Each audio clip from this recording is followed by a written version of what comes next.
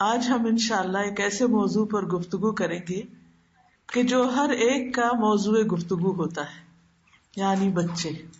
ہمارے بچے، ہماری اولاد ہمارے لیے سب سے زیادہ قیمتی سرمایہ ہوتی ہے، اور اللہ سبحانہ وتعالیٰ کی طرف سے ملنے والی نعمتوں میں سے سب سے زیادہ عزیز نعمت ہوتی ہے. سوچئے، گنیے کہ ہمیں کتنی نعمتیں ملی. اگر ہم گننا چاہیں تو ہم گن نہیں سکتے. قرآن مجید میں اللہ تعالیٰ فرماتے وَإِن تَعُدُّوا نِعْمَةَ اللَّهِ لَا تُحْصُوهَا، اگر تم اللہ کی نعمتوں کو شمار کرنا چاہو، گننا چاہو تو تم گن نہیں سکتے. اتنی نعمتیں ہیں ہمارے پاس. لیکن اپنے دل سے پوچھئے کہ ان نعمتوں میں سے، فائدے کی چیزوں میں سے، پسندیدہ چیزوں میں سے کون سی چیز میرے دل کے بہت قریب ہے؟ تو بحیثیت ایک خاتون کے ہم سب کا جواب شاید ایک ہی ہو، اور وہ ہے ہمارے بچے. کبھی ہم زبان سے اقرار نہیں بھی کرتے، لیکن ہم اپنے دل سے اور اپنے چاہت سے ہمیشہ اپنے بچوں کو ہی نمبر 1 قرار دیتے، کیونکہ ہمارا عمل یہ ظاہر کرتا ہے. عام طور پر دیکھا گیا کہ مائیں خود بھوکی رہتی، بچوں کو کھلانا چاہتی، خود جیسے بھی کپڑے پہن لیں، اپنے بچوں کو، اپنی اولاد کو بہترین پہنانا چاہتی، خود جو بھی ایجوکیشن حاصل کی جیسی بھی، لیکن اپنے بچوں کو اپنے سے زیادہ بہتر اور اپنے سے آگے دیکھنا چاہتی. باقی جتنے بھی انسان ہوتے ہیں، ہم ان کے ساتھ ایک مقابلہ کر رہے ہوتے ہیں، کانشیسلی یا انکانشیسلی. لیکن اولاد، اس کے ساتھ جو ہمارا رویہ ہوتا ہے، اس میں ہمارا دل یہ چاہتا ہے کہ وہ ہم سے بھی آگے نکل جائے. باقی لوگوں کے مقابلے میں ہم آگے نکلنا چاہتے ہیں، لیکن اولاد کے لیے ہم کیا چاہتے ہیں کہ وہ ہم سے بھی آگے جائے. ہم ان کی کامیابی کو ہر چیز سے زیادہ عزیز سمجھتے ہیں، اور ان کی ناکامی، ان کے دکھ، ان کی تکلیف کو ہر دکھ سے بڑا دکھ سمجھتے ہیں. تو اس میں کوئی شک ہی نہیں کہ اولاد ہمیں سب سے زیادہ عزیز ہوتی ہے، تمام رشتوں میں، تمام انسانوں میں. اللہ سبحانہ تعالیٰ نے اولاد کے معاملے میں قرآن مجید میں فرمایا للہ ملک السماوات والارض یخلق ما یشاء یہب لمن یشاء اناثا ویہب لمن یشاء الذکور او یزوجہم ذکرانا واناثا ویجعل من یشاء عقیما انہ علیم قدیر. آسمانوں اور زمین کی بادشاہت اللہ ہی کے لیے ہے، وہ جو چاہے پیدا کرتا ہے، جسے چاہتا ہے لڑکیاں عطا کرتا ہے، جسے چاہتا ہے لڑکے عطا کرتا ہے، یا لڑکے اور لڑکیاں ملا کر دیتا ہے، اور جسے چاہے بانجھ بنا دیتا ہے، یعنی کچھ بھی نہیں دیتا. یقیناً وہ سب کچھ جاننے والا اور قدرت والا ہے. تو اس سے یہ پتہ چلتا ہے کہ جو بھی اولاد ہمیں ملی، وہ لڑکا ہے یا لڑکی، یہ اللہ ہی کا فیصلہ تھا، اللہ ہی کی دین تھی. جسے چاہا دونوں دیے، جسے چاہا ایک چیز دی، جسے چاہا کچھ بھی نہیں دیا. تو بہرحال اس اعتبار سے ہمیں یہ بات ہمیشہ یاد رکھنی چاہیے کہ اولاد اللہ کی دین ہے، اللہ ہی کی نعمت ہے، اور اس نے ہمارے حق میں جو پسند کیا وہ ہمیں عطا کیا. اس لیے اس معاملے میں اس پر راضی رہنا چاہیے. حقیقت یہ ہے کہ قرآن مجید میں اولاد کی پیدائش کو بھی ایک خوشخبری قرار دیا گیا ہے. سورۃ مریم آیت 7 میں آتا ہے یا زکریا انا نبشرک بغلام اسمہ یحییٰ، اے زکریا ہم آپ کو ایسے لڑکے کی خوشخبری دیتے ہیں جس کا نام یحییٰ ہوگا. یعنی زکریا علیہ السلام جن کو بڑھاپے میں اولاد ملی، تو جب اولاد کی خبر دی گئی تو اس کو صرف خبر کے طور پر نہیں بتایا گیا بلکہ خوشخبری کے طور پہ بتایا گیا. اسی طرح ابراہیم علیہ السلام کے پاس جب فرشتے آئے تو انہوں نے بھی آ کے کیا کہا، انا نبشرک بغلام علیم، کہ بے شک ہم تجھے ایک علم والے لڑکے کی خوشخبری دیتے ہیں. اور ابراہیم علیہ السلام کی وائف جو تھی وہ کھڑی تھی تو وہ ہنس پڑی یہ خوشخبری سن کر. فبشرناها باسحاق، تو ہم نے ان کو یعنی ان کی بیوی کو اسحاق کی خوشخبری دی. ومن وراء اسحاق یعقوب، اور اسحاق کے بعد یعقوب یعنی جو ان کے پوتے تھے ان کی بھی خوشخبری دے دی گئی کہ یہ بچہ تو ہوگا لیکن اس بچے کا بھی ایک بچہ ہوگا اور اس کا یہ نام ہوگا. اور اگر دیکھا جائے تو اولاد جتنا بھی ستائے، ماں جتنی بھی تکلیف اٹھائے، لیکن the moment بچہ ڈلیور کرتی ہے اور اس کو خبر دی جاتی ہے کہ بیٹی ہے یا بیٹا ہے، تو ایک دم اس کے دل میں خوشی بھر جاتی. حالانکہ پچھلے 9 مہینوں سے وہ مختلف طرح کی تکالیف سے گزری ہوتی، لیکن بچے کی خبر پا کر وہ خوش ہو جاتی ہے. اور پھر ہم دیکھتے ہیں کہ ہم اپنی زندگی میں یہ دعائیں بھی مانگتے رہتے ہیں کہ ربنا ہب لنا من ازواجنا وذریاتنا قرۃ اعین واجعلنا للمتقین اماما. اے ہمارے رب، ہمیں ہمارے ازواج، بیویوں یا شوہر اور اولادوں سے آنکھوں کی ٹھنڈک عطا کر اور ہمیں متقین کا امام بنا. نبی صلی اللہ علیہ وسلم نے ہماری اولاد کو ہماری بہترین کمائی بھی قرار دیا ہے. آپ نے فرمایا یقیناً تمہاری اولاد تمہاری بہترین کمائی ہے، بس اپنی اولاد کی کمائی میں سے کھاؤ. یعنی بچے جو کماتے ہیں یا بچوں کی جو آمدنی ہوتی ہے اس میں ماں باپ کا بھی حق ہے. تو ماں باپ کے لیے دنیا میں خوشخبری بھی ہو گئی، آنکھوں کی ٹھنڈک بھی ہو گئی، بہترین کمائی بھی ہو گئی، پھر آخرت میں بھی درجات کی بلندی کا ذریعہ ہوتی ہے اولاد. رسول اللہ صلی اللہ علیہ وسلم نے فرمایا جب انسان مر جاتا ہے تو 3 اعمال کے علاوہ اس کے تمام اعمال ختم ہو جاتے ہیں، یعنی اس کا نامہ اعمال بند ہو جاتا ہے. وہ 3 اعمال کون سے؟ صدقہ جاریہ، یعنی اللہ کے راستے میں زندگی میں اپنے ہاتھ سے مال خرچ کرنا جو بعد میں ایسے جگہوں پر اگر خرچ کیا ہو کہ جن کا فائدہ لوگوں کو پہنچ رہا ہے تو وہ صدقہ جاریہ بن جاتا ہے. یا وہ علم جس سے نفع اٹھایا جائے، دوسرے لوگ فائدہ اٹھائیں، یا نیک اولاد جو اس کے لیے دعا کرتی رہے. اور دلچسپ بات یہ ہے کہ یہاں ولد صالح کی بات آئی ہے. ولد کا معنی صرف بیٹا نہیں ہوتا، ولد اسم جنس ہے جس میں بیٹا، بیٹی، بیٹے، بیٹیاں، واحد، جمع سبھی اس میں شامل ہو جاتا ہے. تو ایک اولاد میں سے ایک دعا کرے یا سب کریں، بیٹا کرے یا بیٹی کرے، سب کے سب جو ہیں وہ والدین کے لیے فائدہ مند ثابت ہوتے ہیں.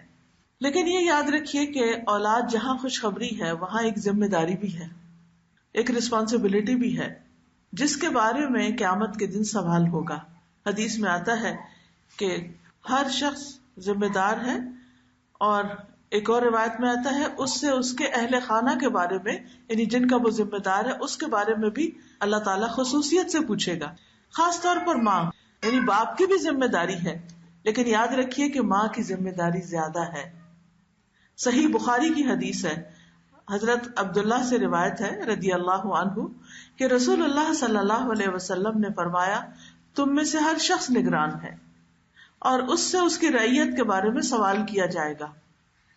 امام جو لوگوں پر نگران ہے اس سے ان کے بارے میں پوچھا جائے گا. آدمی اپنے گھر والوں پر نگران ہے، آدمی اپنے گھر والوں پہ نگران ہے، اس سے ان کے بارے میں سوال کیا جائے گا. عورت اپنے شوہر کے گھر اور اس کے بچے کی نگران ہے اور اس سے ان کے بارے میں سوال کیا جائے گا. تو اس حدیث سے صاف طور پر پتہ چلتا ہے کہ عورت کا سوال اس کے بچوں کے بارے میں بھی ہوگا، یعنی عورت سے جو سوال قیامت کے دن کیا جائے گا. اس لیے ہم سب کو اپنی ذمہ داری محسوس کرنی چاہیے اور اس کو ادا بھی کرنا چاہیے. یہ ذمہ داری ہم کیسے ادا کر سکتے ہیں؟ اولاد کی اچھی تربیت کر کے، ان کو کسی کام کا بنا کر. اب یہ تربیت کیسے کی جائے؟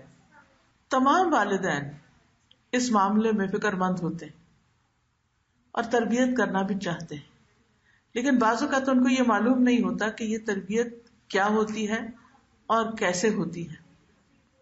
تو آج انشاءاللہ تعالی اس عزیز ترین نعمت، اس پیاری چیز یعنی اولاد کی جو اچھی تربیت ہے اس کے بارے میں کچھ چیزیں آپ کے ساتھ شیئر کروں گی تاکہ انشاءاللہ آپ ان چیزوں سے فائدہ اٹھاتے ہوئے اپنے بچوں کی صحیح معنوں میں قدردانی کریں اور اپنے لیے بہترین صدقہ جاریہ بنائیں. سب سے پہلی چیز یہ کہ تربیت اولاد جو ہے اس کی پلاننگ شادی سے پہلے کی جاتی. یہ نہیں کہ بچے جب جوان ہو جائیں اور اپنی مرضی کے مالک ہو جائیں پھر ہم تربیت شروع کریں. ہاں اس وقت بھی تربیت کا عمل جاری رہے گا، لیکن شروع کب ہوگا؟ شادی سے بھی پہلے. وہ کیسے کہ شادی کرتے ہوئے اپنے بچی کی والدین بھی سوچیں اور خود لڑکا یا لڑکی بھی اس بات کے اوپر غور کریں اور اس بات کو سوچیں کہ وہ کس سے شادی کر رہے ہیں، کیونکہ عورت سے شادی 4 چیزوں کی بنیاد پر کی جاتی ہے۔ نبی صلی اللہ علیہ وسلم نے فرمایا تم اس سے دین کی بنیاد پر شادی کرو، یعنی دین کو بنیاد بناؤ۔ رسول اللہ صلی اللہ علیہ وسلم نے فرمایا دنیا فائدہ اٹھانے کی چیز ہے اور دنیا کی بہترین متاع نیک عورت ہے، کیونکہ جس گھر میں ایک نیک عورت آئے گی جو نماز کی پابند ہوگی، جو اخلاق کی اچھی ہوگی، جو خدمت گار ہوگی، وہ گھر جنت بن جائے گا۔ لیکن اگر کسی گھر میں ایک ایسی لڑکی آ جائے جو بظاہر دیکھنے میں تو بہت مالدار ہو اور بہت خوبصورت ہو لیکن بالکل بے دین ہو اور بد اخلاق ہو، تو آپ سوچئے کہ اس گھر میں پھر بزرگوں کا حال کیا ہوگا اور اس گھر کے اندر بچوں کی تربیت کیسے ہوگی؟ ناممکن۔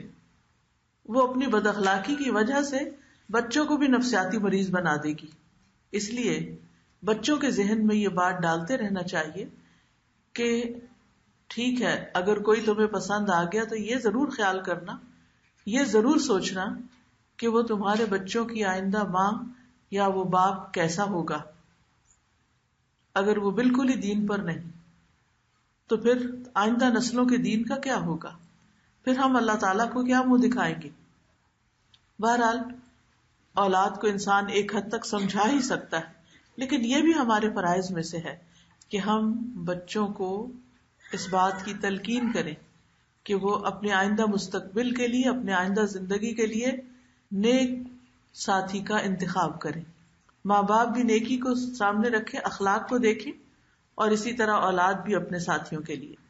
ابو ہریرہ کہتے ہیں کہ رسول اللہ صلی اللہ علیہ وسلم نے فرمایا جب ایسا شخص تمہارے پاس نکاح کا پیغام بھیجے جس کے دین اور اخلاق سے تم مطمئن ہو تو اس سے اپنی بیٹی کا نکاح کر دو، اگر ایسا نہیں کرو گے تو زمین میں فتنہ اور زبردست فساد پیدا ہوگا۔ پھر جب شادی ہو جائے اچھے رشتے سے نباہ کرنا آسان ہوتا ہے۔ اس کے بعد اولاد کی پیدائش سے پہلے شوہر اور بیوی کا جو باہم ملاپ ہوتا ہے اس وقت کے لیے بھی ہمیں دعائیں سکھائی گئی، اور اس وقت کی خاص دعا کیا ہے؟ حدیث میں آتا ہے جب تم میں سے کوئی اپنی بیوی سے صحبت کرے تو یہ دعا مانگے، بسم اللہ اللہم جنبنا الشیطان وجنب الشیطان ما رزقتنا، اللہ کے نام کے ساتھ، یعنی اس وقت بھی بسم اللہ کہے، اے اللہ ہمیں شیطان سے بچا اور شیطان کو اس چیز سے دور رکھ جو اس کے نتیجے میں، یعنی ہمارے اس تعلق کے نتیجے میں جو بھی تو ہمیں عطا فرمائے اس کو بھی شیطان سے بچا۔ تو آپ نے فرمایا کہ ان دونوں کو جو اولاد ملے گی شیطان اسے نقصان نہیں پہنچا سکے گا، یعنی تربیت یہیں سے شروع ہو گئی۔ پھر آپ دیکھیے کہ عین ولادت کے وقت حضرت مریم کی مثال ہمیں ملتی ہے۔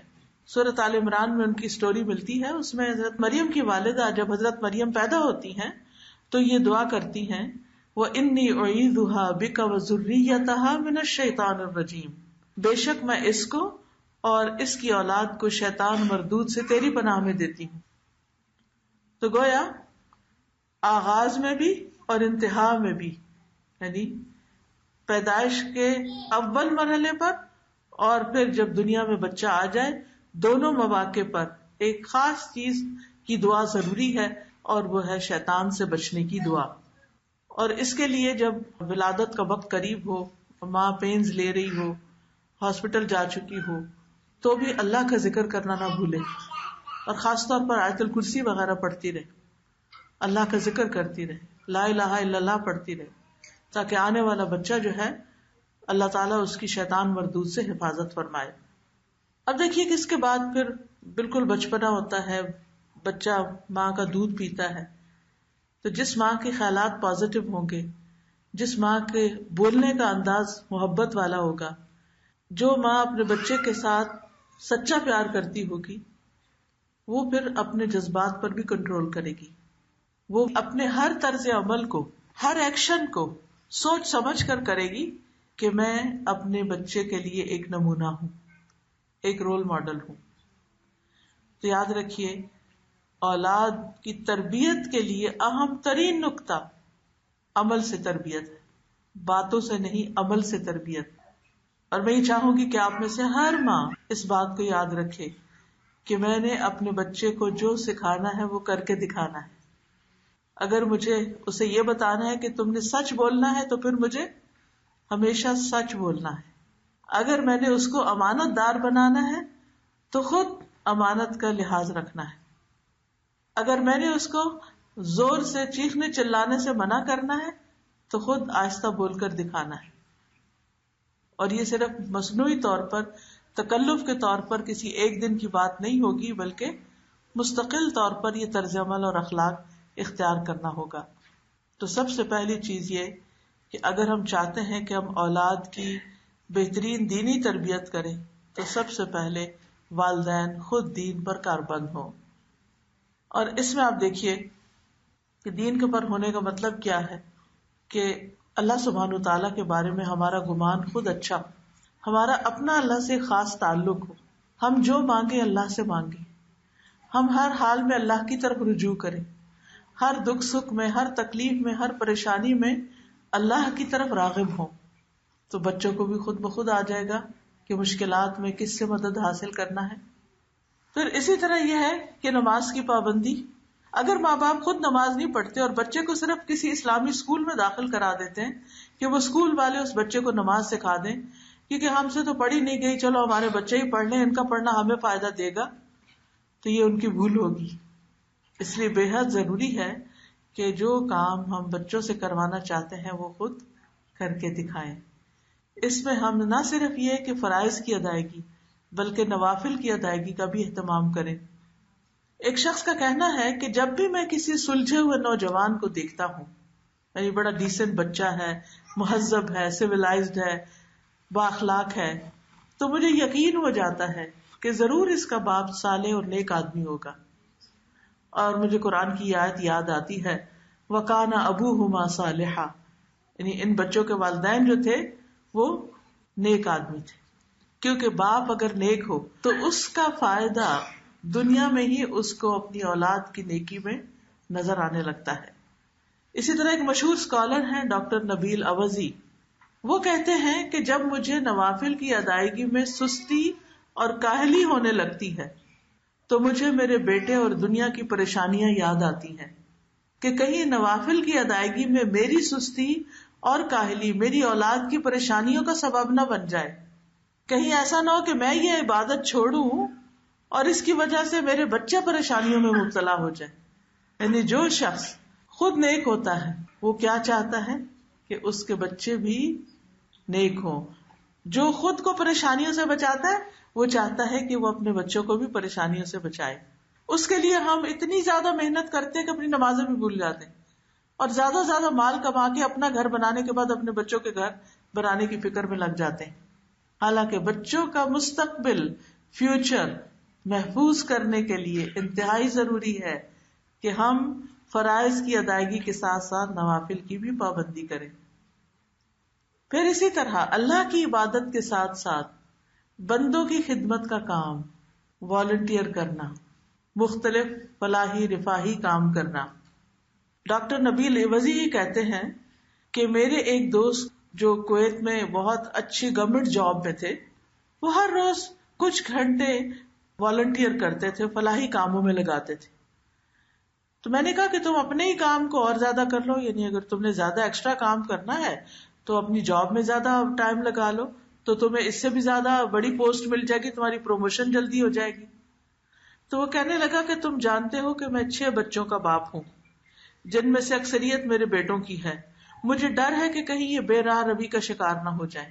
جب سے میں نے کانا ابوہما صالحا کی تفسیر پڑھی ہے، میں اپنی زندگی کا ایک حصہ فلاحی کاموں کے لیے وقف کیے ہوئے ہوں، یعنی جس میں لوگوں کی خدمت کرنا، لوگوں کی مدد کرنا، لوگوں کے کام آنا، بلا معاوضہ کام کرنا، یعنی بغیر تنخواہ کے یا بغیر معاوضے کے کچھ کرنا. تو وہ کہتے ہیں کہ میں اس کے بہترین اثرات اپنے بچوں میں دیکھ رہا ہوں. یعنی جب سے میں نے والنٹیئر کام کرنا شروع کیا ہے تو اس کا اثر مجھے اپنے بچوں میں نظر آ رہا ہے. کیونکہ بچے دیکھتے بھی ہیں کہ ماں باپ دوسروں کی خدمت کرتے ہیں، دوسروں کے کام آتے ہیں، اپنے ماں باپ کو وزٹ کرتے ہیں، ان کی بات کرتے ہیں، ان کے ساتھ اچھا سلوک کرتے ہیں، رشتہ داروں کے کام آتے ہیں، ان کے کام کر دیتے ہیں، اور دوستوں یاروں کے کاموں میں مدد دیتے ہیں. تو یہ چیز ان کے اندر بھی نیکی پیدا کرتی ہے، ان کے اندر بھی دوسروں کی مدد کا جذبہ پیدا ہوتا ہے. اور یاد رکھیے حدیث میں آتا ہے اللہ اس وقت تک اس بندے کی مدد کرتا ہے جب تک وہ بندہ دوسرے بندوں کی مدد میں لگا رہتا ہے. جو شخص دوسرے لوگوں کی مدد کرتا ہے اللہ تعالیٰ اس کے کام بنا دیتا ہے. بعض اوقات ہمارا ایٹیٹیوڈ یا رویہ کیا ہوتا ہے کہ میں اگر یہ کام کروں گی تو مجھے کیا ملے گا، مجھے کیا ملے گا، مجھے تو کچھ نہیں ملا.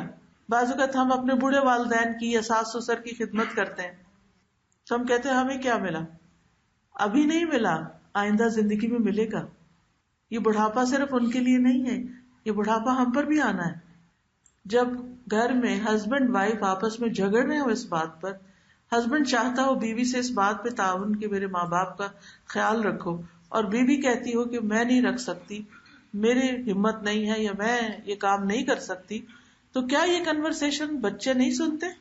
بچے سنتے ہیں، بچے دیکھتے ہیں. اگر گھر میں دادا یا دادی بوڑھی ہیں اور ماں ان کو وقت پر کھانا نہیں دے رہی تو بچے دیکھ رہے ہیں کہ کیا ہو رہا ہے. بعض اوقات ہم گھر سے باہر نکل کر تو والنٹیئر کرتے ہیں، گھر کے اندر نہیں کرنا چاہتے.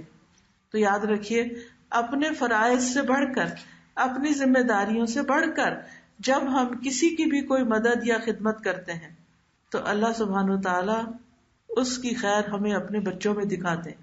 پھر اسی طرح عبداللہ بن مسعود کے بارے میں آتا ہے کہ جب رات میں نوافل ادا کرتے تو سامنے اپنے چھوٹے سوئے ہوئے بچے کو دیکھتے اور کہتے من اجلک یا بنیا، اے میرے بیٹے تیرے روشن مستقبل کی خاطر، تیرے فیوچر کی خاطر میں یہ نوافل پڑھ رہا ہوں، تیرے لیے دعائیں کرنے کے لیے. اور روتے ہوئے اس آیت کی تلاوت کرتے وَكَانَ أَبُوهُمَا صَالِحًا، کہ ان کا باپ ایک نیک آدمی تھا. ابن مسیب کہتے ہیں اے میرے بیٹے میں تمہاری وجہ سے نماز کو لمبا کرتا ہوں اس امید پر کہ تمہارے بارے میں میری حفاظت کی جائے، یعنی تمہارے بارے میں مجھ سے جو سوال کیا جائے گا قیامت کے دن، اولاد کے بارے میں پوچھا جائے گا کہ ان کی کیا تربیت کی تھی، تو اس بارے میں میری پکڑ نہ ہو. اور پھر انہوں نے اس آیت کی تلاوت کی وَكَانَ أَبُوهُمَا صَالِحًا. پھر اسی طرح اولاد کی اصلاح کے لیے صدقہ کرنا. پہلی چیز کیا تھی؟ اللہ سے دعائیں کرنا. دوسری چیز نمازوں کی پابندی اور نوافل اور والنٹیئر کام. تیسری چیز نیک اعمال اور صدقہ کرنا. ایک شخص کا بیٹا جب کوئی نافرمانی کرتا یا اخلاقی طور پہ بگڑ جاتا تو وہ صدقہ کرنا شروع کر دیتا اور کھانا کھلاتا، یعنی لوگوں کو کھانا کھلانے لگتا اور کہتا کہ قرآن مجید میں آیا ہے خذ من اموالہم صدقۃ تطہرہم وتزکیہم بہا. نبی صلی اللہ علیہ وسلم کو حکم ہے قرآن مجید میں کہ ان کے مالوں میں سے صدقہ لے لیجئے، یعنی یہ جب صدقہ لائے تو صدقے کو لے لیجئے اور خیر کے کاموں میں استعمال کیجئے. مراد یہ ہے اس کے ساتھ، یعنی اس صدقے کی وجہ سے، اس صدقے کے ذریعے آپ انہیں پاک کیجئے. تو صدقہ کیا ہے؟ پاک کرنے کا ذریعہ ہے. اور انہیں صاف کیجئے. اور پھر وہ اس آیت کو پڑھ کر یہ کہتے اللہم ھذہ لتزکیۃ اخلاق ابنی فانھا اشد علی من مرضہ.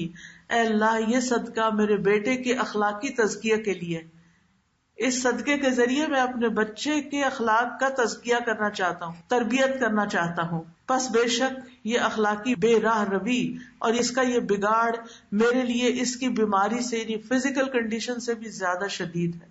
یعنی اس کی نافرمانی، اس کے گناہ اور اس کا غلط کام جو ہے وہ مجھے زیادہ تکلیف دیتے ہیں بنسبت اس کے کہیں بیمار ہو جائے. یہ بیمار ہو تو مجھے تکلیف ہوتی ہے، لیکن اتنی تکلیف نہیں جتنی اس کے بے راہ رو ہونے سے مجھے ہو رہی ہے. تو اللہ اس کے جو گناہ ہیں تو اس صدقے کی وجہ سے معاف کرتے اور اس کو ہدایت دیتے. تو یہ بھی تربیت کا ایک اہم اصول ہے. پھر اسی طرح ایک اور آدمی جس کے پاس زیادہ مال نہیں تھا، وہ مال کا صدقہ نہیں کر سکتا تھا، بس اس کے گزر گزارے کے لائق تھوڑے بہت اس کے پاس چیزیں تھی. تو اس کا بیٹا جب اس کے اوپر غالب آنے لگتا، بدتمیزی کرتا، تو وہ رات کو قیام میں سورۃ البقرہ پڑھتا اور دعا کرتا، اے اللہ یہ میرا صدقہ ہے، یعنی میرے پاس پیسے تو نہیں لیکن میں نے قرآن کی تلاوت کی ہے نماز میں، اس کو میرے سے قبول کر لے اور میرے لیے اس بیٹے کی اصلاح کر دے. کیونکہ بہت سے لوگ اسی قسم کے کوشچنز کرتے ہیں نا، بچے بدتمیزی کرتے ہیں، بچے بات نہیں مانتے، بچے تنگ کر رہے ہیں، بچے کام نہیں کر رہے، بچے شادی نہیں کر رہے، بچے جاب پہ نہیں جاتے. 100 بچوں کی مشکلات میں لوگ گھرے ہوئے ہوتے ہیں عام طور پر. ان کو سمجھ نہیں آتی کہ اس سے نکلنے کا کیا ذریعہ. کبھی کسی سائیکالوجسٹ کے پاس جا رہے ہیں، کبھی کسی مولوی صاحب کو بلا رہے ہیں، کبھی کسی جن بھوت بھگانے والے کو بلا رہے ہیں، اور مسئلہ حل ہو کے دیتا ہی نہیں. تو بات یہ ہے کہ ایسے میں ٹھیک ہے انسان دوسروں سے مشورہ کرے، لیکن اس کے ساتھ ساتھ اپنے عمل کی اصلاح کرے، اپنی نمازوں کی اصلاح، اپنے قرآن کی اصلاح، اپنے صدقہ خیرات کی، اپنی تہجد، ان چیزوں کی طرف توجہ کرے اور خوب خوب اللہ تعالیٰ سے دعا کرے. اسی لیے کہا جاتا ہے کہ اپنے بیٹوں کی اصلاح، یعنی بچے مراد ہیں، اپنے بچوں کی اصلاح کی نیت کے ساتھ اللہ کی طرف عبادت کرو. پھر اگر وہ تمہاری کوششوں پر غالب آ بھی جائیں تو وہ تمہاری نیتوں پہ غالب آنے کی طاقت ہرگز نہیں رکھ سکتے.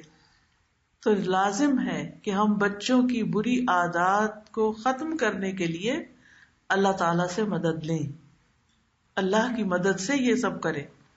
مثلاً اگر بچے کے اندر آپ دیکھتے ہیں کہ اس کو جھوٹ کی عادت پڑ رہی ہے، جھوٹ بولنے لگ گیا.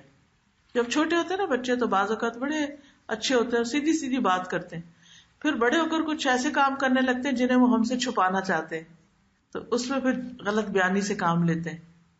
تو اس میں آپ دیکھیے کہ اب کون ہے جو ہماری مدد کرے کہ اس بچے کا جھوٹ ختم ہو جائے.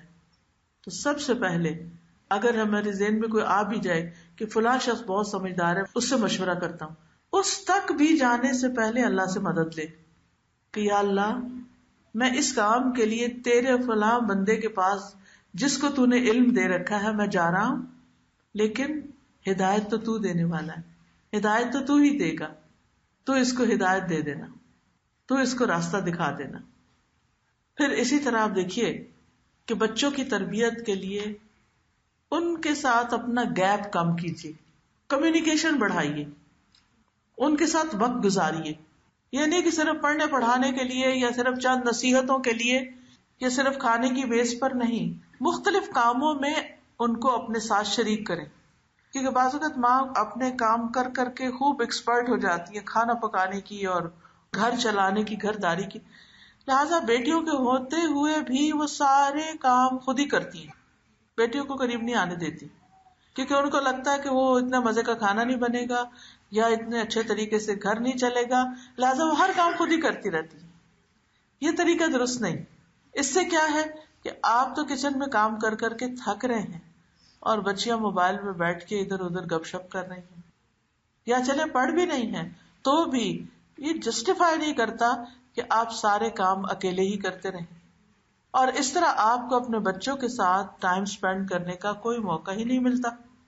لہذا بے حد ضروری ہے کہ آپ ان کا کچھ نہ کچھ وقت کا حصہ کام میں اپنے ساتھ لگا کر گزاریں، یعنی اکٹھے کام کریں، چاہے اکٹھے کوکنگ کریں، چاہے آپ اکٹھے لانڈری کے لیے تیاری کریں، چاہے آپ اکٹھے گارڈننگ کریں، چاہے اکٹھے گروسریز کرنے جائیں، چاہے کہ اکٹھے ڈاکٹر کے پاس جائیں، ان کے ساتھ کام کے دوران ٹائم سپینڈ کریں. اکٹھے کام کرنے سے باہم بانڈنگ، ایک ٹیم ورک ڈیولپ ہوتا ہے. انڈرسٹینڈنگ، مثلا شروع میں جب آپ کام کریں گے آپ کہیں گے یہ برتن دو مجھے، وہ کچھ اور پکڑا دے گی، آپ کہیں گے اتنا ڈالو، وہ زیادہ ڈال دے گی، اب آپ کو سخت غصہ آئے گا تو آپ کہیں گے جاؤ مجھے شکل نہ دکھاؤ میں خود ہی کروں. نہیں نہیں نہیں، یہ ہے وقت صبر کا. کوئی بات نہیں، غلطی ہوگی، اچھا دوبارہ کرو، دوبارہ کرو، حتیٰ کہ اس کو وہ کام آ جائے اور اس کا کانفیڈینس بحال ہو جائے. اگر آپ نے اس کی غلطی پر اس طرح اس کو ڈانٹ کے نکال دیا، ساری زندگی اس کو کانفیڈینس نہیں آئے گا کہ وہ یہ کام کر سکتی. اس کے اندر ایک خوف پیدا ہو جائے گا کہ میں ایک اچھی کک نہیں ہو سکتی، میں ایک اچھی گھر والی خاتون نہیں ہو سکتی، تو چلو صرف باہر کے کاموں میں ہی ایکسل کر جاؤ. اپنے آپ کو منوانا ہی ہے نا، کہیں بھی منوا لو، گھر میں تو ہمیں کوئی مانتا ہی نہیں. اکثر ایسے ہوتا ہے نا کہ ہم بچوں کو کمپیئر کرتے ہیں، فلاں کا بچہ فلاں جگہ یونیورسٹی میں ٹاپ کیا، تم نے کیوں نہیں کیا، تم تو نکمے ہی ہو، تم تو کچھ نہیں کرتے. نہیں، آپ دیکھیں اگر وہ اپنی لائف میں اپنی پیس پہ جا رہے ہیں تو ڈزنٹ میٹر. ہر وقت ہماری قابلیت صرف اس سے تھوڑی ظاہر ہوتی ہے کہ ہمارا بچہ کسی اور کے بچے کے مقابلے میں بہت اچھا ہو تو تبھی اچھا ہے.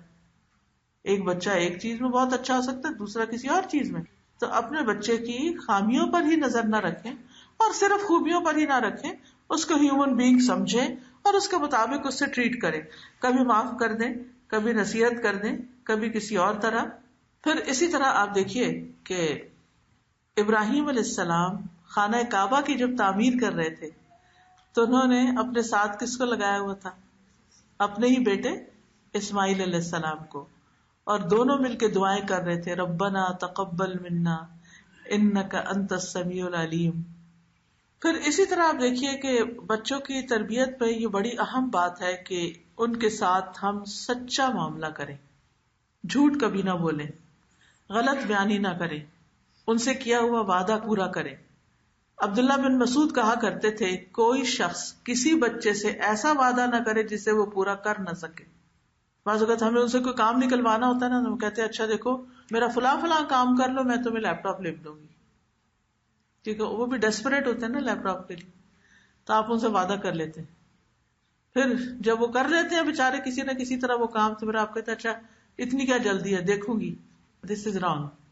یا تو وعدہ کرنا ہی نہیں چاہیے تھا. اگر آپ کر نہیں سکتے تھے تو وعدہ نہ کرتے، لیکن اگر آپ نے کر لیا تو پھر آپ اس کو پورا کریں، کیونکہ وعدہ خلافی ٹرسٹ بریک کر دیتی ہے. اور جس ریلیشن شپ میں ٹرسٹ نہ ہو وہ کبھی ریلیشن شپ اچھا نہیں ہو سکتا. اور اگر آپ کا اپنے بچوں کے ساتھ ریلیشن شپ اچھا نہیں تو آپ ان کی تربیت نہیں کر سکتے. تو اس ریلیشن شپ کو بہتر کرنا نہایت ضروری ہے. تیسرا اہم قاعدہ جو ہے وہ یہ ہے کہ بچوں کو بچپن سے ہی قرآن و سنت کی تعلیم سے جوڑیں، بڑے ہو کر نہیں. اچھا ابھی تو بچے ہیں نا، کوئی بات نہیں، ابھی نہیں بھی مسجد جاتے کوئی بات نہیں، ابھی نہیں باپ کے ساتھ جاتے کوئی بات نہیں، ابھی نہیں قرآن شروع کیا کوئی بات نہیں. نہیں، بچپن سے ہی تھوڑی تھوڑی ڈوز شروع کر لیں. لقمان نے اپنے بیٹے کو جو سب سے پہلی نصیحت کی تھی وہ کیا تھا؟ میرے بیٹے اللہ کے ساتھ کسی کو شریک نہ بنانا، بے شک شرک بہت بڑا ظلم ہے. پھر اسی طرح نبی صلی اللہ علیہ وسلم عبداللہ بن عباس کو اپنے پیچھے سوار کر کے کہیں جا رہے تھے، یعنی گدھے پہ بیٹھے ہوئے تھے. تو آپ نے اپنے ساتھی سے کہا سواری پر ہے، سامنے بھی نہیں ہے، لیکن کتنی اچھی اچھی نصیحتیں کر رہے ہیں. اے لڑکے میں تجھے چند باتیں سکھا رہا ہوں، ان کو یاد رکھو. اللہ کے احکام کی حفاظت کرو، اللہ تمہاری حفاظت کرے گا. اللہ کی حفاظت کرو تم اسے اپنے سامنے پاؤ گے. جب مانگو اللہ سے مانگو. چھوٹے سے بچے ہیں ان کو کیا سکھا رہے ہیں؟ جب مانگو اللہ سے مانگو، جب مدد چاہو اللہ سے مدد چاہو. اور جان رکھو اگر ساری دنیا میں مل کر تمہیں کوئی فائدہ دینا چاہے تو تمہیں فائدہ نہیں دے سکتی مگر جو اللہ چاہے، اور ساری دنیا مل کے اگر تمہیں کوئی نقصان دینا چاہے تو نقصان نہیں دے سکتی مگر یہ کہ اللہ چاہے. قلم اٹھا لیے گئے، صحیفے خشک ہو گئے. تو اس سے کیا پتہ چلتا ہے کہ تقدیر کا مسئلہ بھی آپ نے بچپن میں ہی سمجھا دیا کہ الٹیمیٹلی ہر چیز اللہ کے اذن سے ہی ہوتی ہے، اور اگر وہ کسی چیز کو ہم سے روک دیتا ہے تو اس میں ہماری ہی بھلائی ہوتی ہے. بعض اوقات ہم کہتے ہیں ابھی تو بچے ہیں. نہیں، آپ دیکھیے کہ نبی صلی اللہ علیہ وسلم کتنی بڑی بڑی باتیں اس بچے کو سکھا رہے ہیں کہ اگر تم چاہتے ہو کہ تمہاری حفاظت ہو، اللہ تمہاری حفاظت کرے، تو پھر تم کیا کرو؟ تم اللہ کے احکامات کی حفاظت کرو. جیسے قرآن مجید میں آتا نا حافظوا علی الصلوات والصلاۃ الوسطی، کہ نمازوں کی حفاظت کرو، خاص طور پر درمیانی نماز کی. پھر اسی طرح آپ دیکھیے کہ جتنے بھی نیک لوگ گزرے ان کا اپنی اولاد کے بارے میں ہم و غم ہی یہی تھا کہ وہ نیک اولاد بن کے اٹھے. دنیا سے جب جا رہے تھے اس وقت بھی ان کی دعائیں یہی تھی. یعقوب علیہ السلام کے بارے میں جو قرآن مجید میں آیت آتی ہے البقرہ 133، اس کو آپ کے سامنے رکھوں گی. ام کنتم شہداء اذ حضر یعقوب الموت اذ قال لبنیہ ما تعبدون من بعدی قالوا نعبد الہک والہ آبائک ابراہیم واسماعیل واسحاق الہا واحدا ونحن لہ مسلمون. کیا تم موجود تھے جب یعقوب کو موت آئی، جب اس نے اپنے بیٹوں سے کہا کہ میرے بعد کس چیز کی عبادت کرو گے؟ انہوں نے کہا ہم تیرے معبود، تیرے باپ دادا ابراہیم، اسماعیل اور اسحاق کے معبود کی عبادت کریں گے جو ایک ہی معبود ہے اور ہم اسی کے فرما بردار ہیں. تو یاد رکھیے مرتے وقت اللہ کے نیک بندوں نے اپنے بچوں کو دین پر قائم رہنے کی تلقین کی. پھر اسی طرح حضرت لقمان کی وصیتوں میں ہم دیکھتے ہیں جو اپنے بچے کو کی، اس میں ایک بڑی خوبصورت وصیت کرتے ہیں، اے میرے چھوٹے بیٹے، بے شک کوئی چیز اگر رائی کے دانے کے وزن کی ہو پس کسی چٹان میں ہو یا آسمانوں یا زمین میں ہو، اللہ اسے لے آئے گا. اللہ بڑا باریک بین اور پوری خبر رکھنے والا ہے. تو اس سے کیا پتا چلتا ہے؟ اس سے بھی یہ بات ہمارے سامنے آتی ہے اور بہت ہی اہم ہے کہ بچوں کو بچپن سے اللہ تعالیٰ کی صفات کا علم دینا چاہیے. یعنی قرآن و سنت کے علم میں اللہ تعالیٰ کے ناموں کا علم، اللہ تعالیٰ کی صفات کا علم، اللہ تعالیٰ کے کاموں کے بارے میں علم، کہ کون ہے وہ، اس کا نام کیا ہے، اس کی کوالٹیز کیا ہے، اور پھر وہ کیا کیا کرتا ہے. تو اس میں خاص طور پر یہ کہ اللہ تعالیٰ لطیف خبیر ہے. پھر آخرت کا تصور دے. قرآن مجید میں اللہ تعالیٰ فرماتے ہیں یا ایھا الذین آمنوا قوا انفسکم واہلیکم نارا، اے لوگو جو ایمان لائے ہو اپنے آپ کو اور اپنے گھر والوں کو آگ سے بچاؤ جس کا ایندھن آدمی اور پتھر ہے. تو ہمارے اوپر فرض بنتا ہے کہ ہم اپنی آخرت کے ساتھ ساتھ اپنے بچوں کی آخرت کی بھی فکر کریں. پھر نمازوں کی پابندی سکھانا، خصوصاً نفل نماز کی ترغیب دینا. پھر بچوں کو روزے رکھوانا. صحابیات جو تھیں وہ عاشورہ کا روزہ بھی بچوں کو رکھواتی، دودھ پیتے بچوں کو بھی وہ رونے لگتے تو ان کو کھلونے دے دیتی، یعنی بہت چھوٹے چھوٹے بچوں کو بھی روزہ رکھواتی. پھر دن کے کسی حصے میں ان کو کچھ کھلا پلا دیتی ہوگی، لیکن ان کو بھی ایک شعور بچپن سے ہی دلاتی کہ روزہ رکھنے کی چیز ہے. پھر بچوں کو حج کروانا، عمرے پہ لے جانا. یاد رکھیے عمرے پہ لے کے جانا جو ہے یہ مجھے تربیت کے لیے بہت ہی فائدہ مند نظر آتا ہے. میں جب 2005 میں یہاں پر آئی، 2004-05 میں، تو میرا بیٹا اس وقت چھوٹا تھا. 2009 میں جب میں اس کو بھیجا واپس پاکستان پڑھنے کے لیے اے لیولز کے لیے، اور کچھ عرصے کے بعد جب مجھے جانا پڑا تو میں نے دیکھا کہ اس کے یہاں پر پرائیویٹ اسکول، پبلک اسکول وغیرہ میں جا کے تھنکنگ جو ہے تھوڑی فرق ہے اور اس میں کچھ چیزیں بہت اسٹرانگ کرنے کی ضرورت ہے. تو مجھے یہی خیال ہے کہ اس کا ایمان اسٹرانگ کر دوں گی انشاءاللہ تو باقی چیزیں آسان ہو جائیں گی. تو اس پر ہم نے عمرے کا پروگرام بنایا اور الحمدللہ مکہ جا کر اتنی زیادہ اس کے اندر تبدیلی آئی، اتنی چینج آئی کہ وہ شاید میں 10 سال میں بھی سکھا کے اس کو سمجھا نہیں سکتی تھی. آپ دیکھیے کہ اللہ کا گھر دیکھ کر دلوں پہ جو ہیبت طاری ہوتی ہے، وہاں کی اذان اور نماز کے مناظر دیکھ کر انسان کے اوپر جو کیفیت طاری ہوتی ہے. آج آپ دیکھیں کہ ہم بچوں کو ہالیڈیز پہ لے جانا اپنا فرض سمجھتے ہیں. بچپن میں ہماری ہالیڈیز کیا تھی؟ نانی کے گھر جانا یا کسی رشتے دار کے گھر وزٹ کرنے کے لیے جانا. چھٹیاں کہاں گزاریں گے یہی سوچ رہے ہوتے تھے کہ نانی کے گھر جا کے گزاریں گے. اور واقعی لمبی لمبی چھٹیاں کے لیے جانا اور خوب انجوائے کرنا، وہ گھر کی پابندی سے نکلنا. تو اب یہ ہے کہ اب ماں باپ خود، نانی دادی تو آؤٹ ہو گئی ہیں فیملی سے، لہٰذا بچوں کو لے کے ہالیڈیز پہ جاتے ہیں، کبھی کہیں، لیکن کہاں نہیں جاتے لے کر، وہ ہے اللہ کا گھر. میں نہیں کہتے کہ سب ایسے ہی کرتے ہیں، الحمدللہ بہت سے لوگ لے کے بھی جاتے ہیں، لیکن بہت سے لوگ گھبراتے ہیں بچوں کو لے جانے سے، خوف ہوتا ہے ان کو. وہ کہتے ہیں وہ بہت رش ہوگا، بچے گھبرا جائیں گے، بچوں نے ایسا ماحول نہیں دیکھا، بچے پریشان ہو جائیں گے، بہت گرمی ہے بچوں کو گرمی لگ جائے گی، بچوں کو یہ ہو جائے گا، بچوں کو ہو جائے گا، اور اس خوف سے وہ اللہ کے گھر نہیں لے کے جاتے. میں تو سمجھتی ہوں کہ بچوں کی تربیت کے لیے باقاعدہ اپنے گھر میں ہی ایک فنڈ قائم کر کے رکھے کہ جب یہ تھوڑا سا بھی ہوش سنبھالتے ہیں تو ان کو سب سے پہلے اللہ کے گھر لے کے جائیں. ایون پاکستان لے جانے سے پہلے، رشتے داروں کے پاس لے جانے سے پہلے اللہ کے گھر لے جانے کا کوئی پلان کریں. اگر بچوں کے اندر خیر ہوگی تو آپ دیکھیں گے کہ ایک دم باہر آئے گی اس ماحول میں، کیونکہ بابرکت جگہ ہے. ہدی للناس، لوگوں کی ہدایت کے لیے اللہ نے اس کو بنایا. بچوں کو بہت دفعہ ہم انڈر ایسٹیمیٹ کرتے ہیں. اگر بچے کے اندر تھوڑی سی بھی خیر ہوگی تو بہت جلدی باہر آئے گی. اور سب سے بڑھ کر یہ کہ اس کا اللہ پر ایمان مضبوط ہوگا، کیونکہ اللہ نے کعبہ کو، اپنے گھر کو بنایا اس لیے تاکہ لوگ یہاں ہدایت پائیں، لوگ یہاں اکٹھے ہوں، ایک دوسرے سے سیکھیں، بہت سے تجربات کریں. مکہ جانا دنیا میں کسی بھی جگہ جانے سے کہیں زیادہ بہتر ہے. بہت سے پیرنٹ بچوں کو ڈزنی لینڈ لے جانا لازم سمجھتے ہیں. پچھلے دنوں میں چائنا تھی تو وہاں آپ کو معلوم ہوگا کہ گریٹ وال آف چائنا جو واقعی دنیا کا ایک ونڈر ہے. تو مجھے بھی شوق تھا کہ میں دیکھوں کہ کیسی ہے وہ وال. میں نے سمجھا کہ زمین پر ہی کوئی دیوار بڑی سی بنی ہوگی جیسے قلعوں کی دیواریں ہوتی ہیں, ایسی ہی کوئی چیز ہوگی یا بہت اونچی کوئی دیوار ہوگی کہ جس پہ چڑھنا ذرا مشکل ہوگا.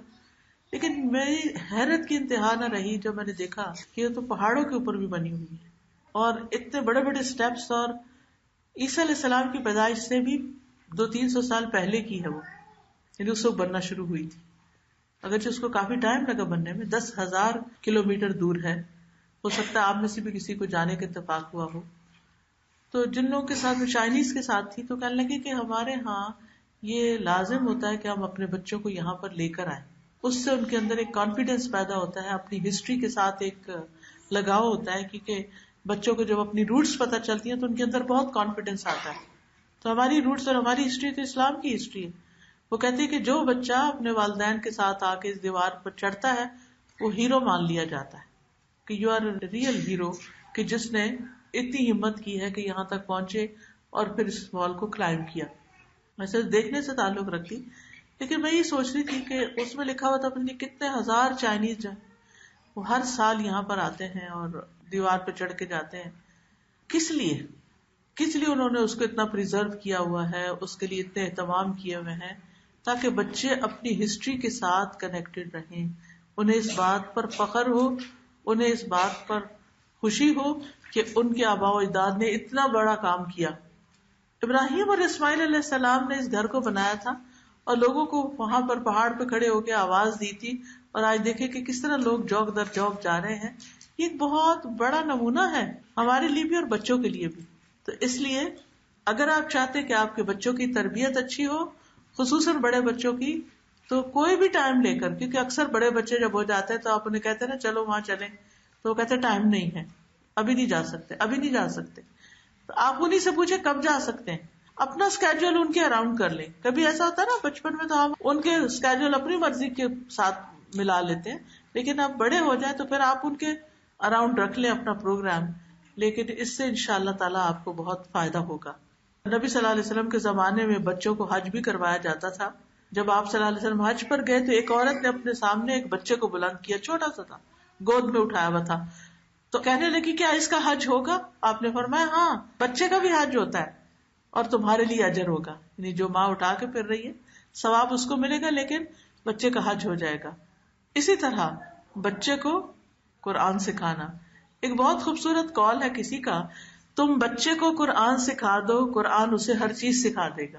یعنی جب تم قرآن کی تعلیم اور ترجمہ تفسیر وغیرہ اچھی طرح سمجھا دو گے اس کو, تو کیا ہوگا, قرآن پھر اس کو سب کچھ سکھا دے گا. حدیثیں سنانا, حدیث کی مجلس میں لے کر جانا, جمعے کے خطبے میں لے کر جانا, پھر انہیں دین کی تعلیم حاصل کرنے کی رغبت دلانا, پھر انہیں دعائیں سکھانا. یاد رکھیے ہم بچوں کی حفاظت کے بارے میں بڑے پریشان رہتے ہیں, ان کو نظر نہ لگ جائے, انہیں کوئی نقصان نہ پہنچ جائے, لیکن ہم ان کو حفاظت کی دعائیں سکھا دیں, جو ایاک نستعین ہے کتاب, اس کی دعائیں ان کو سکھا دیں, وہ پڑھتے رہے تو انشاءاللہ فکر کی ضرورت نہیں ہے. پھر صبح شام کی دعائیں سکھانا. چوتھی چیز, بچوں کی تربیت میں انہیں عمدہ اخلاق سے سجانا. دیکھیے آپ کے بچے کی ویلیو صرف اس کی ڈگری کے ساتھ نہیں ہے اگر وہ بد اخلاق ہے. آپ کے بچے کی ویلیو اس کے اچھے اخلاق کے ساتھ, اس کے کیئرنگ اینڈ لونگ ایٹیٹیوڈ کے ساتھ ہے. جو بچے پتھر کی طرح کھڑے ہو جائیں اور ہلے نہ جلے, نہ کوئی ایموشن ظاہر کرے, نہ کسی آنے والے کے سلام کا جواب دے, نہ ہی کسی سے نظریں ملائیں, یہ بچے کیا بچے ہیں. تو وہ جیسے قرآن مجید میں آتا ہے کہ یہ لکڑی کے کندے ہیں, سورۃ المنافقون میں آتا ہے نا کہ ایسے جیسے دیوار کے ساتھ لکڑیاں چن کے رکھ دی گئی. تو بعض اوقات چھوٹے بچوں کو ملتے ہیں, نہ آنکھ ملاتے ہیں, نہ ہاتھ ملاتے ہیں, گلے لگائے تو گلے نہیں لگتے, کس کرنا چاہے تو منہ پھیر کے ایک طرف ہو جائیں گے. اور یہ پرائے بچے نہیں, اپنے ہی خاندان کے بچوں کو اگر آپ دیکھیں تو ان کے اندر یہاں کی سرد ہوائیں لگ لگ کے ٹھنڈے ہو گئے ہیں. وہ جہاں ہمارے لیے ایموشنل نہیں باقی رہے ان کے. اس گیپ کو کم کرنے کی ضرورت ہے, اور اس کے لیے بہت ضروری ہے کہ ہم ہر قیمت پر ان کو اچھا اخلاق اور ادب سکھائیں, مینر سکھائیں, کہ کسی کے ساتھ برا نہیں کرنا, رشتے داروں کے ساتھ, دوستوں کے ساتھ, پڑوسیوں کے ساتھ. کیونکہ نیبرہڈ میں کھیلنے چلے جاتے ہیں, وہاں سے لڑکے آ جائیں گے اور رشتے داروں کے نام تک نہیں آتے. آپ جا کے ذرا پوچھیں اپنے بچوں سے, نانی کا کیا نام تھا، دادی کا کیا نام تھا، اور آپ جواب دیکھ لیں گے کہ کیا ہوتا ہے. حضرت لقمان نے اپنے بچے کو جو تلقین کی تھی اس میں انہوں نے کہا تھا اے بیٹے نماز قائم کرو، نیکی کا حکم دو. بچہ اور نیکی کا حکم، جی ہاں، اور برائی سے منع کرو، اور اس مصیبت پر صبر کرو جو تمہیں پہنچے. یہ ہمت کے کاموں میں سے ہے. اور لوگوں کے لیے اپنا منہ پھلا کے نہ رکھو، زمین میں اکڑ کے نہ چلو. بے شک اللہ کسی اکڑنے والے، فخر کرنے والے سے محبت نہیں کرتا. اپنی چال درمیانی رکھو، اپنی آواز کچھ نیچے رکھو، والیوم لو رکھو. بے شک سب آوازوں سے بری آواز گدھے کی آواز ہے. پھر ہر چیز کے آداب سکھانا، کھانے پینے، لباس، سونے، جاگنے، گھر سے نکلنے، گھر میں داخل ہونے کے، سواری پہ سوار ہونے کے، گاڑی میں بیٹھنے کے، گاڑی سے نکل کر گھر کے اندر آنے کے. یہ سارے ادب آداب ہماری کتابوں میں موجود ہیں. آپ ان کو بچوں کے اندر ڈالنے کی کوشش کریں تاکہ وہ ہر شر سے محفوظ رہیں. اسی طرح کھانے کے آداب، اجازت لینے کے آداب، گفتگو کے آداب، پھر رازوں کی حفاظت کرنا سکھانا، اور پھر غلط کام پر اس وقت تک اعراض نہ کرنا جب تک اصلاح نہ ہو جائے. پھر اسی طرح انہیں اچھا ماحول دیجیے، اچھے دوست دیجیے. بعض مائیں پوچھتی ہیں بچے بات نہیں سنتے. جی ہاں، ایک وقت آتا ہے کہ وہ ہماری کم سنتے ہیں، یا تو ان کو ہماری زبان ہی اب سمجھ نہیں آتی، اور یا پھر یہ ہے کہ وہ سننا نہیں چاہتے. تو ایسی صورت میں کیا ہے کہ اچھے دوست اس وقت آگے بڑھ کر گیپ فل کریں گے. اس لیے بچوں کو جائز حدود کے اندر دوستوں سے سوشلائز کرنے کی بھی اجازت دی جائے. پھر اسی طرح بچوں کو نیک لوگوں کے ساتھ رہنے کی ترغیب دینا. ہمارے ہاں تو ایک بچہ ہے نا، بچہ کہہ کے بچہ ہی کرتے، اور چھوٹے چاہے وہ بچوں کا باپ بھی بن جائے پھر بھی وہ چھوٹا ہی رہتا ہے. تو ایسی صورت میں یہ ہے کہ بچوں کو ان کے دوستوں کے سامنے پھر شرمندہ بھی نہیں کرنا چاہیے. نیک لوگوں کے ساتھ رہنے کی ترغیب دلانی چاہیے، نیک لوگوں کی خدمت کرنے والا بنانا چاہیے. حضرت انس کہتے ہیں نبی صلی اللہ علیہ وسلم مدینہ آئے تو میری عمر 10 سال تھی. میری مائیں، نانی، خالہ وغیرہ ہمیشہ مجھے نبی صلی اللہ علیہ وسلم کی خدمت کے لیے تاکید کرتی رہتی تھی کہ تم نے ضرور ان کی خدمت کرنی. چنانچہ میں نے 10 سال آپ کی خدمت کی، اور نبی صلی اللہ علیہ وسلم کی وفات ہوئی تو میں 20 سال کا تھا. پردے کے متعلق میں سب سے زیادہ جاننے والوں میں سے ہوں. پھر قناعت پسند لوگوں سے ملنا اور ان کی اتباع کرنا. چھٹی چیز ہے بچوں کے ساتھ نرمی اور شفقت اور محبت، پیار. نرمی سے جو کچھ ہوتا ہے وہ سختی سے نہیں ہوتا. نبی صلی اللہ علیہ وسلم کے بارے میں آتا ہے، حضرت انس کہتے ہیں میں نے آپ سے زیادہ کسی کو بچوں پہ شفقت کرتے ہوئے نہیں دیکھا. پھر بچوں کو جو پیار نہ کرے ان والدین کے لیے ڈانٹ ہے آپ کی. پھر اسی طرح بول کے محبت کا اظہار کرنا. نبی صلی اللہ علیہ وسلم حضرت انس کے لیے کہتے تھے اللہم انی احبہ فاحبہ واحبب من یحبہ. اے اللہ میں اس بچے سے محبت کرتا ہوں، تو بھی اس سے محبت کر، اور اس سے محبت کر جو اس سے محبت کرے، یعنی حضرت حسن سے محبت کرے. پھر پیار سے نام لینا. حضرت ام سلمہ کی بیٹی جو ان سے نکاح کے بعد آپ کی ربیبہ بنی تھی، تو وہ چھوٹی تھی، بالکل دودھ پیتی بچی تھی، تو ان کو کہتے تھے زوینب یعنی زینب کی بجائے زوینب، یعنی تھوڑا سا نام بدل کے پیار سے. پھر اسی طرح بچوں کو توجہ بھی دینا، بچوں کے ساتھ کھیلنا جیسے پکڑن پکڑائی وغیرہ. پھر نماز میں اپنے اوپر سوار ہونے دینا. چھوٹے ہو تو نماز میں سوار ہوتے ہیں نا ہمارے سر پہ، بڑے ہو کر ہماری نروز پر سوار ہو جاتے ہیں. تو اس میں یہ ہے کہ بہت زیادہ پھر ریئیکٹ نہیں کرنا چاہیے، صبر کے ساتھ سننے. اچھا پھر اور پھر آپ سوال کریں ان سے، اس سے ان کو سوچنے کا موقع ملے گا. بیمار ہو جائے تو خاص خیال رکھیں، یہ وقت ہوتا ہے اعتماد جیتنے کا.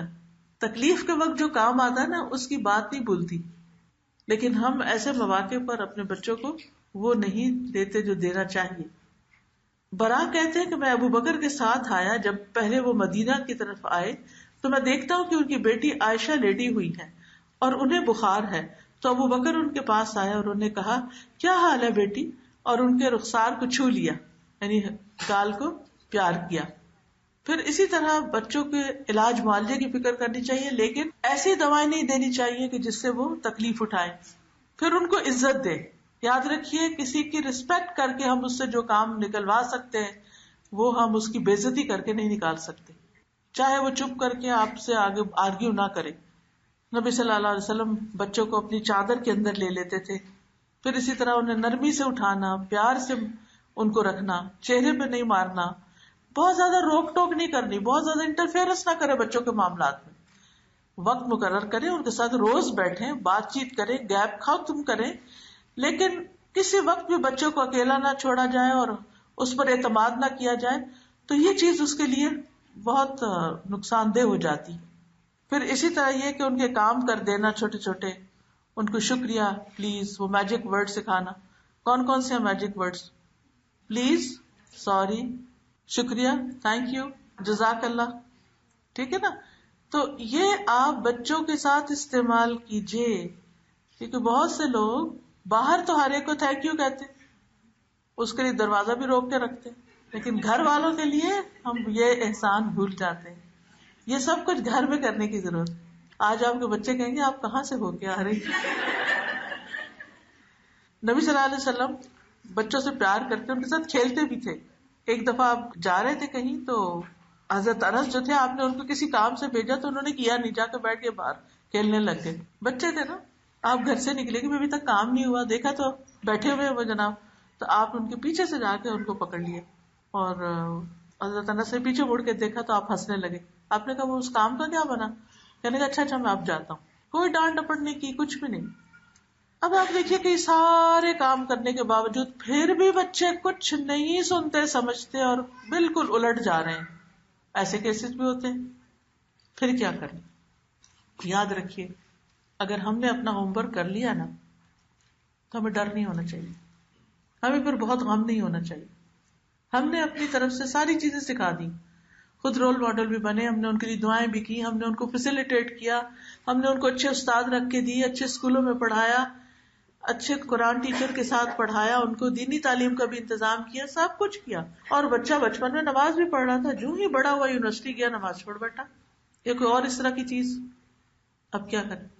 یاد رکھیے، ساری کوششوں کے باوجود اگر نتیجہ نہ نکلے تو یہ اللہ کی طرف سے امتحان ہوتا ہے. دس از our ٹیسٹ. اللہ تعالیٰ نے فرمایا نا کہ ہم ضرور آزمائیں گے تمہیں بشیء من الخوف والجوع ونقص من الاموال والانفس والثمرات وبشر الصابرین. ہم ضرور آزمائیں گے کسی بھی چیز کے ساتھ، خوف، بھوک، جان و مال کا نقصان، پھلوں کے نقصان سے. خوشخبری دے دو صبر کرنے والوں کو. تو یاد رکھیے کہ والدین میں سے کچھ والدین ہوتے ہیں جو کہتے ہیں میرا ایک بیٹا ہے جو اپنے باقی بھائیوں جیسا نہیں، باقی دو تو بہت اچھے ہیں، انہوں نے تو قرآن بھی حفظ کر لیا، انہوں نے تو تراویح بھی پڑھاتے ہیں، سب کچھ کرتے ہیں، مگر یہ تو بس پتہ نہیں کہاں سے آ گیا. ایسی صورت میں یاد رکھیے کہ یہ آزمائش ہے اللہ کی طرف سے. وہ بتاتا ہے کہ یہ جو باقی بچے ہیں نا، ان کی تربیت بھی میں نے کی تھی، تم نے کوشش کی لیکن میں نے ان کی تربیت کی. کیونکہ رب کون ہے؟ رب اللہ ہے، وہی تربیت کرتا ہے. ہم تو صرف کوشش کر رہے ہوتے ہیں. دیکھیے ہم درخت لگاتے ہیں نا، پھل کون لاتا ہے؟ درخت لگانا ہمارا کام ہے، بیج ڈالنا ہمارا کام ہے، اس کی نگرانی کرنا، اس کا دھیان رکھنا، اس کو گرمی سردی سے بچانا، لیکن اس کو بڑھاتا کون ہے؟ اللہ. پھر اس پہ پتے آتے ہیں، پھول آتے ہیں، پھل آتے ہیں، وہ کون لاتا ہے؟ اللہ. اب اگر کوئی یہ کہے کہ یہ درخت میں نے لگایا، یہ پتے بھی میں نے لگایا، اور یہ پھول بھی میں نے، اور یہ پھل، تو یہ غلط بات ہوگی. سیم ہم بچہ پیدا کرتے ہیں، اس کو پالتے ہیں، پروان چڑھاتے ہیں، تربیت کرتے ہیں، سب کچھ کرتے ہیں، لیکن اس کو پھل پھول رنگ کون لگاتا ہے؟ اللہ. لہذا جب کرتا وہ، ہم نے کوشش کر لی، ساری ہوم ورک کر لیا، لیکن پھل نہیں آیا. کبھی کبھی ایسے بھی ہوتا ہے نا، ایک پودا آپ لگاتے ہیں، درخت بھی بن جاتا ہے، پھل نہیں آتا، یا تو کہیں کمی رہ جاتی ہے. جیسے اگر آم کا درخت آپ لگائیں اور آپ اس کی پابند کاری نہیں کی، گرافٹنگ نہیں کرے تو کیا ہوتا ہے؟ درخت تو بہت بڑا لگ جائے گا، آم نہیں لگیں گے. تو کہیں کمی رہ جاتی، انسان کو پتہ نہیں ہوتا، ہمیں پتہ ہی نہیں ہوتا. وہ ہم سمجھتے ہم سب ٹھیک کر رہے ہیں، لیکن کہیں ایک چیز مس کر جا رہے ہوتے ہیں، تو وہ پھل نہیں آتے. کبھی کچھ درختوں کے پھل بڑی دیر سے آتے. کھجور کا پودا 1-2 سال میں پھل نہیں دے گا، لیکن جب دینے لگتا تو کب تک دیتا ہے. زیتون کا درخت جب دینے لگتا تو پھل کب تک دیتا ہے؟ بعض اوقات ہزاروں سال تک دیتا ہے. کچھ دن پہلے کسی نے مجھے ایک تیل دیا، پین آئل. اس نے کہا کہ اس کو ادھر ادھر نہ کیجیے گا، اس میں بہت اسپیشل آئل ڈالا میں نے، فلسطین سے 2000 سال پرانے زیتون کے درخت کے پھلوں کا تیل ہے، یہ اس سے یہ دوا بنی ہے. تو ان کا اچھا اتنے لمبے بھی ہوتے ہیں. یعنی اتنی عمر بھی ہوتی ہے ان کی. تو بعض بچے جلدی اچھے ہو جاتے ہیں, بعض بڑا ٹائم لیتے ہیں, بعض بچے ہمارے مرنے کے بعد سیدھے ہوتے ہیں, آزمائش ہوتے ہیں. تو ہمیں یاد رکھنا چاہیے کہ تربیت تو اللہ ہی کرتا ہے, اور اگر ہمارے کوشش کے باوجود نتیجہ الٹا نکل رہا ہے اور لوگ باتیں بنا رہے ہیں, اللہ سب سے بڑی مشکل کیا ہے, ایک غم ہوتا ہے کہ بچہ ٹھیک نہیں, اوپر سے باپ بھی ڈانٹنا شروع کر دیتا ہے. نہیں, بعض اوقات ایسا ہوتا ہے نا, بچہ خرابی کرتا ہے تو ڈانٹ ماں کو پڑ رہی ہوتی ہے. بھائی ماں چاہتی تھی کہ یہ بچہ بدتمیز نکلے یا غلط کام کرے, ماں تو کبھی بھی نہیں چاہتی تھی. تو ماں کو یوں لگتا ہے جیسے ساری مجرم ہی میں ہوں, لوگوں کی باتیں بھی وہ سن رہی ہے, باپ کی بھی وہ سن رہی ہے, ادھر کی ادھر کی, یہ کیا ہو گیا. یاد رکھیے لوگوں کی باتوں کی قطعاً پرواہ نہ کریں, سب اٹھا کے ایک طرف رکھیں, قطعاً دل پہ نہ لیں. آپ کو کمزور کر دیں گی یہ باتیں, آپ کو اتنا پریشان کر دیں گی کہ آپ اپنے قابل بھی نہیں رہیں گی, وقت سے پہلے بوڑھی ہو جائیں گی, اس سے اور مثال کھڑے ہو جائیں گے. اس لیے لوگوں کی باتیں ان کو اگنور کرنا ہے. اپنے رب سے باتیں کریں, آپ کا یا رب تو جانتا ہے میں نے کتنی تکلیفیں اٹھائی اس کے لیے, میں نے کتنی دعائیں کی ہیں اس کے لیے, میں نے سب کچھ کر لیا ہے, اور تو جانتا ہے یہ لوگ کتنے مجھے تکلیف دے رہے ہیں, لیکن میرا بھروسہ تجھ پر ہے, تو نے اس کو ہدایت دے اور تو اس کو ہدایت دے گا. اللہ کی رحمت سے کبھی بھی مایوس نہ, صبر کرے, دعا کرے, مایوسی نہیں, اس کی اصلاح کے لیے اللہ سے مدد مانگے, اور پھر اللہ بچوں کو واپس لوٹائے گا. یوسف علیہ السلام جب کھو گئے تھے تو کچھ بچے فزیکلی کھو جاتے ہیں, اور کچھ بچے سامنے ہوتے ہوئے بھی کھو جاتے ہیں ہم سے, وہ ہمارے نہیں رہتے, وہ معاشرے کے بن جاتے ہیں, وہ کسی اور کے ہو جاتے ہیں, ہمارے ہاتھوں سے نکل جاتے ہیں, کھو گئے ہمارے بچے. یوسف علیہ السلام 40 سال تک باپ سے جدا رہے, اور جب وہ قافلہ آ رہا تھا اور یوسف علیہ السلام کا کرتا آ رہا تھا, اور ادھر یعقوب علیہ السلام کو خوشبو آنے لگی. سبحان اللہ, اتنے سالوں میں بھی مایوس نہیں, اللہ اس کو واپس لائے گا. اپنے بچے سے مایوس نہ ہو. آپ نے دیکھو کہ بعض اوقات بچے بیگ کرتے ہیں, ماما آپ مجھ پہ بلیو کریں, میں کچھ کر کے دکھاؤں گا, ڈونٹ وری. ہم کہتے ہیں وہ 20 سال کا بچہ ہو گیا, فلاں تو 20 سال میں شادی بھی ہو گئی, اور اس کو تو جاب بھی مل گئی, اور اس نے تو یہ کمال کر دیا, یہ اس کی کب ہوگی. ہم مقابلہ اس سے کر کر کے اپنے آپ کو مشکل میں ڈالے رکھتے ہیں. نہیں, یاد رکھیے کچھ درخت دیر سے پھل لاتے ہیں, ابھی اس کا وقت نہیں. ہو سکتا ہے دنیا میں آپ نہ دیکھیں وہ سب رونقیں, لیکن ہمارے لیے, ہم مومنوں کے لیے تو دنیا کے علاوہ آخرت بھی ہے, اس میں سب کچھ نظر آئے گا انشاءاللہ. اور کبھی بھی دعا مانگنا نہ چھوڑیں. خود پر اعتماد نہیں کریں, اللہ پر اعتماد کریں. امتحان کو امتحان سمجھیں. تو کرنے کے پھر 3 کام ہوئے. نمبر 1, لوگوں کی باتوں کی پرواہ نہیں کریں, اور بچوں سے بات کریں, بچوں سے بات کریں, نتیجے کی پرواہ نہ کریں. بعض اوقات ہم کہتے ہیں یہ سنتے ہی نہیں, انہوں نے نہیں سننا. نہیں, سنیں گے, اللہ دل میں ڈالے گا. نصیحت کرتے رہیں, سمجھاتے رہیں. نمبر 2, ان کے پیچھے نہیں پڑنا, سمجھا کے چھوڑ دے. یہ جب پیچھے پڑ جاتے ہیں نا تو وہ سب آگے بھاگ جاتے ہیں, پھر بہت دور ہو جاتے ہیں. جتنا ہم پیچھے پڑتے ہیں اتنے وہ ہم سے دور بھاگتے ہیں. اور یہ بات یاد رکھیں, ہدایت اللہ کے ہاتھ میں, لہٰذا مجھے اسی سے امید رکھنی ہے اور اسی سے دعا کرنی ہے. اللہ میری نیتوں کو جانتا ہے. اور یاد رکھیے اولاد کی طرف سے ملنے والی پریشانی گناہوں کا کفارہ بنتی ہے. ہم نے جو غلطیاں کی ہوتی ہیں نا زندگی میں, تو پریشانی سے گناہ دھلتے ہیں. تو گناہوں کے مٹنے کا طریقہ یاد رکھے, اپنے رب سے استغفار کرتے رہیں, دعائیں مانگتے رہیں, اور ان آیات پر غور کریں جو اولاد کے حق میں جو دعا کی جاتی ہے ان دعاؤں کو مانگیں. نبی صلی اللہ علیہ وسلم نے فرمایا 3 قسم کے لوگوں کی دعائیں قبول ہوتی ہیں, اور ان کی قبولیت میں کوئی شک ہی نہیں. مظلوم کی دعا, مسافر کی دعا, اور والد کی اپنے اولاد کے لیے دعا. نبی صلی اللہ علیہ وسلم اپنے بارے میں فرماتے تھے انا دعوت ابی ابراہیم, میں اپنے باپ ابراہیم کی دعا ہوں. یعنی آج میں جو کچھ ہوں ان کی دعا سے ہوں. انہوں نے دعا مانگی تھی نا کہ میری نسل میں ایک ایسا پیغمبر پیدا کر دے. اور ایک بات یاد رکھیے آخری, کہ اولاد کو کبھی بد دعا نہ دیں. آپ نے فرمایا ایسا نہ ہو کہ وہ اللہ کی طرف سے قبولیت کی گھڑی ہو اور وہ تمہارے لیے قبول کر لی جائے, تو پھر کون پچھتائے گا, کون روئے گا؟ خود ہی. جتنا بھی غصہ ہو, ہدایت مانگے ان کی, موت نہ مانگے. اللہ تعالیٰ ہم سب کو عمل کرنے والا بنائے. تھوڑی سی دعا کر لیتے ہیں. سبحان اللہ والحمد للہ ولا الہ الا اللہ واللہ اکبر ولا حول ولا قوة الا باللہ العلی العظیم. اللہم صل علی محمد وعلی آل محمد کما صلیت علی ابراہیم وعلی آل ابراہیم انک حمید مجید. اللہم بارک علی محمد وعلی آل محمد کما بارکت علی ابراہیم وعلی آل ابراہیم انک حمید مجید. ربنا ھب لنا من ازواجنا وذریاتنا قرۃ اعین واجعلنا للمتقین اماما. اے اللہ ہمیں ازواج اور اولاد سے آنکھوں کی ٹھنڈک عطا فرما اور ہمیں پرہیزگاروں کا امام بنا. ربنا وجعلنا مسلمین لک ومن ذریتنا امۃ مسلمۃ لک وارنا مناسکنا وتب علینا انک انت التواب الرحیم. اے ہمارے رب ہمیں اپنا فرما بردار بنا لے اور ہمیں اپنی عبادت کے طریقے بتا اور ہماری توبہ قبول فرما. بے شک تو بڑا توبہ قبول کرنے والا اور نہایت رحم کرنے والا ہے. رب اوزعنی ان اشکر نعمتک التی انعمت علی وعلی والدی وان اعمل صالحا ترضاہ واصلح لی فی ذریتی انی تبت الیک وانی من المسلمین.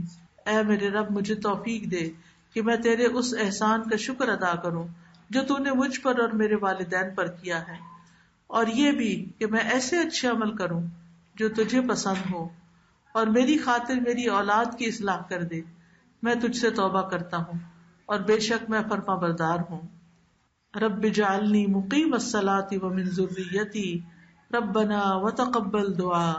اے میرے رب مجھے بھی اور میری اولاد کو بھی نماز قائم رکھنے والا بنا. اے ہمارے رب ہماری یہ دعا قبول فرما. وجنبنی وبنی ان نعبد الاصنام. اللہ مجھے بھی اور میری اولاد کو اس بات سے بچائے رکھنا کہ ہم بتوں کی عبادت کریں. یا اللہ ہمیں ایسی اولاد سے پناہ دینا کہ جو ہمیں جوانی میں ہی بوڑھا کر دے. یا اللہ ہمیں اولاد کے دکھ اور غم نہ دینا. یا اللہ ہمارے بچوں کی جان مال اولاد میں برکت عطا فرما، ان کا مال زیادہ کر دے، ان کو نیک اولاد عطا فرمانا. یا رب العالمین تو ہمارے بچوں کے رزق میں برکت عطا فرمانا. جیسے ابراہیم علیہ السلام نے اپنے بچوں کے پانی اور گوشت میں برکت کی دعا کی تھی، نبی صلی اللہ علیہ وسلم نے مدینہ کے پھلوں میں برکت کی دعا کی تھی. یا رب العالمین تو ہمارے لیے ہماری اولادیں بابرکت بنا دے اور آگے ان کے سارے کام سنوار دے. اللہ ہم سب بیماروں کو صحت عطا فرما، سب دکھی لوگوں کے دکھ دور فرما. یا رب العالمین تو ہمارے گناہوں کو معاف کر دے. یا رب العالمین تو ہمارے والدین پر اپنی رحمت نازل فرما. رب ارحمہما کما ربیانی صغیرا. یا اللہ جنہوں نے اس مجلس کا اہتمام کیا ہے انہیں اس کی بہترین جزائے خیر عطا فرما، اور جتنی بھی بہنیں آئی ہیں ان سب کا آنا قبول فرما. ان کے دلوں میں جو دعائیں اور نیک تمنائیں ہیں ان کو قبول فرما. ربنا تقبل منا انک انت السمیع العلیم وتب علینا انک انت التواب الرحیم. وصلی اللہ تعالی علی خیر خلقہ محمد وعلی آلہ واصحابہ واہل بیتہ اجمعین برحمتک یا ارحم الراحمین. الہی آمین. سبحانک اللہم وبحمدک اشہد ان لا الہ الا انت استغفرک واتوب الیک.